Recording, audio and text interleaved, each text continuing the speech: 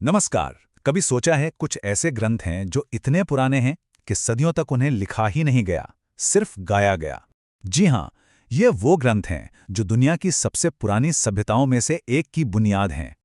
तो चलिए आज हम वेदों की दुनिया में चलते हैं, उस ज्ञान की दुनिया में जिसने हजारों साल से भारतीय सोच को एक दिशा दी है। तो शुरू करते हैं एक बहुत ही सीधे सवाल से। दुनिया के सबसे पुराने ज्ञान का स्रोत आखिर है क्या? इसका जवाब ढूंढने के लिए हमें एक ऐसे दौर में जाना होगा जब ज्ञान किताबों में नहीं मिलता था, बल्कि कानों में गूंजता था, उसे याद किया जाता था और एक अनमोल खजाने की तरह अगली पीढ़ी तक पहुंचाया जाता था। और इस सवाल का जवाब है वेद। देखिए, वेद शब्द जो है वो संस्कृत के विद से आता है, जिसका सीधा सा मतलब है ज्ञान। तो ये सिर्फ किताबें नहीं है, नहीं नहीं, ये ज्ञान का वो भंडार है जिसे ऐसा माना जाता है कि प्राचीन ऋषियों ने गहरे ध्यान में महसूस किया था। इनकी कहानी शुरू होती है करीब करीब 1500 ईसा पूर्व। और सबसे हैरत की बात जानते हैं क्या है? सदियों तक इन्हें लिखा ही नहीं गया। ये ज्ञान गुरु से शिष्य तक पीढ़ी दर पीढ़ी सिर्फ सुनकर और याद करके आगे बढ़ता रहा। लिखने की शुरुआत तो बहुत बहुत बाद में हुई, करीब 500 ईसा पूर्व के आसपास। जरा सोचिए, उस दौर में याददाश्त की ताकत क्या कमाल की रही होगी। अच्छा, वैदिक साहित्य को समझना है तो इन दो शब्दों को जानना बहुत जरूरी है। पहले हैं श्रुति, जिसका मतलब है जो सुना गया। वेद श्रुति हैं। माना यह जाता है कि ये किसी इंसान की रचना नहीं, बल्कि ऋषियों को सीधे मिला हुआ ज्ञान है। इसीलिए इन्हें अपौरुषेय भी कहते हैं, मतलब जिसे किसी पुरुष या इंसान ने नहीं बनाया। और दूसरी तरफ है स्मृति, यानी जो याद किया गया। इसमें पुराण और धर्मशास्त्र जैसे ग्रंथ आते हैं जिन्हें महान ऋषियों ने अपनी याददाश्त और अपनी समझ के आधार पर रचा था। तो चलिए अब वेदों के दिल में उतरते हैं। इनके 4 मुख्य संग्रह हैं जिन्हें संगीता कहते हैं, और हर एक का अपना एक अलग मिजाज है, अपना एक अलग मकसद है, जैसे एक ही मंजिल तक जाने वाले 4 अलग अलग रास्ते हों। तो यहां देखिए चारों वेदों का सार एक नजर में। ऋग्वेद, ये सबसे पुराना है, समझिए देवताओं के लिए लिखी गई सबसे महान कविताओं की किताब। फिर है यजुर्वेद, जो कि एक प्रैक्टिकल गाइड है, यज्ञ और अनुष्ठानों का एक हाउ तो मैनुअल। सामवेद, ये ऋग्वेद की कविताओं को संगीत देता है, ये एक तरह से एक आध्यात्मिक साउंड ट्रैक है। और आखिर में आता है अथर्ववेद, जो सबसे ज्यादा जमीन से जुड़ा है, हमारी रोजमर्रा की जिंदगी से, दवा और जादू से लेके राजनीति तक सब कुछ इसमें है। अब देखिए, यहां बात और भी दिलचस्प हो जाती है। कोई भी वेद सिर्फ एक किताब नहीं है, नहीं, इसे एक प्याज की तरह समझिए, जिसमें ज्ञान की 4 परतें हैं और हर परत पहले से ज्यादा गहरी है।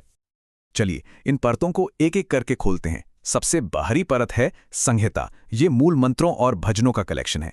इसके बाद आते हैं ब्राह्मण ग्रंथ, ये उन मंत्रों और यज्ञों की विस्तार से व्याख्या करते हैं।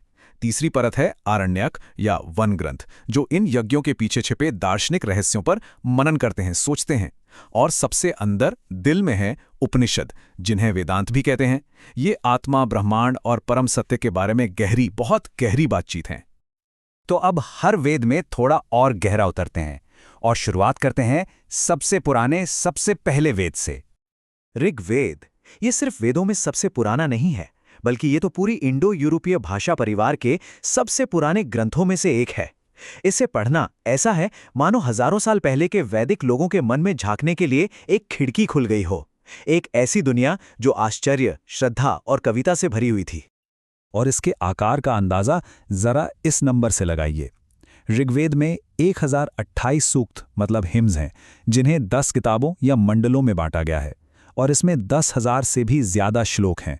तुलना के लिए बताऊं, ये होमर के लिखे इलियड और ओडिसी को मिला दें उतना बड़ा है। और ये सब अग्नि, इंद्र और वरुण जैसे देवताओं की स्तुति में लिखा गया है। अब आते हैं यजुर्वेद पर। अगर ऋग्वेद कविता है तो यजुर्वेद है एक्शन। ये यज्ञ करने वाले पुजारियों, जिन्हें अध्वर्यु कहते थे, उनके लिए एक प्रैक्टिकल हैंडबुक है।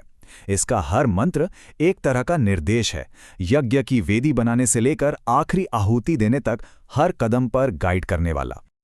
यजुर्वेद की 2 बड़ी शाखाएं हैं। एक है शुक्र यजुर्वेद, यानी सफेद यजुर्वेद। इसमें मंत्र और उनकी व्याख्या एकदम साफ साफ अलग किए गए हैं, बिल्कुल व्यवस्थित। और दूसरा है कृष्ण यजुर्वेद यानी काला यजुर्वेद। इसमें मंत्र और उनकी व्याख्या आपस में मिले हुए हैं, जो इसे समझने में थोड़ा उलझा हुआ बनाता है। अब बारी है सामवेद की, यानी धुनों का वेद। ये चारों में सबसे छोटा है और असल में ये ऋग्वेद का एक म्यूजिकल वर्जन है। सोचिए, सबसे खूबसूरत कविताओं को चुना गया और उन्हें गाने के लिए एक खास धुन दी गई। बस वही सामवेद है। यहां सिर्फ शब्द मायने नहीं रखते, बल्कि ये भी कि वो गूंजते कैसे हैं, उनकी लय क्या है। और सामवेद का दर्जा इतना ऊंचा है कि भगवद गीता में श्री कृष्ण कहते हैं, वेदों में मैं सामवेद हूं। ये इसलिए क्योंकि उस पवित्र ध्वनि की गूंज और लय को ईश्वर से जुड़ने का एक सबसे शक्तिशाली जरिया माना जाता था। और इसीलिए इसमें कोई आश्चर्य की बात नहीं है कि सामवेद को ही भारतीय शास्त्रीय संगीत की जड़ माना जाता है। इसके भजन, जिन्हें खास धुनों में सामगान के रूप में गाया जाता था, कहते हैं संगीत के 7 स्वरों का सफर वहीं से शुरू होता था। यह संगीत का एक आध्यात्मिक रास्ते के तौर पर जन्म था। और आखिर में अथर्ववेद। ये वेद बाकी 3 से काफी अलग है। हाँ, इसे अक्सर जादू टोने का वेद कह दिया जाता है, पर यह उससे कहीं ज्यादा है। ये उस जमाने के आम इंसान की जिंदगी, उसकी उम्मीदों, उसके डरों का एक तरह का एनसाइक्लोपीडिया है। इसकी दुनिया में अविश्वसनीय विविधता है। एक पल आप बीमारी ठीक करने का मंत्र पढ़ रहे होते हैं, तो अगले ही पल लंबी उम्र की प्रार्थना। इसमें दुश्मनों से बचाने वाले जादू टोने हैं, तो साथ ही राजनीति और शासन चलाने पर गहरे विचार भी हैं। और तो और आयुर्वेद यानी भारतीय चिकित्सा विज्ञान की जड़ें भी यहीं इसी अद्भुत ग्रंथ में मिलती हैं।